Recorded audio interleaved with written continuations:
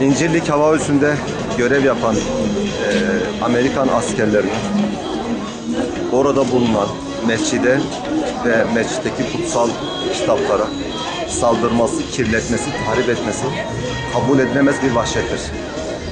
Onlarca yıldır Müslümanların yaşadığı coğrafyalarda kirli ellerini ve kanlı ayaklarını gezdiren Amerikalıların bu haddini aşan, bu vahşi, bu cahilane tutum ve davranışlarını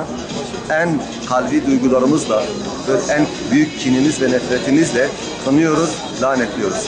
Umuyoruz ve diliyoruz ki bu tür haddini aşan, bu tür bardağı taşıran damla konumunda olan insanlık dışı eylemleri son bulur ve kirli ve kanlı ellerini mabetlerimizden çekerler. Çünkü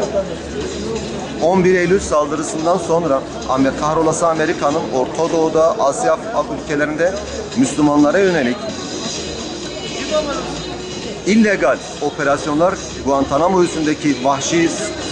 işkenceleriyle ve gene benzer Afganistan'daki, Pakistan'daki insanlık dışı saldırılarıyla Müslümanların zaten kin ve nefretini kazanan Amerikalıların bu tür haddini aşan davranışlarını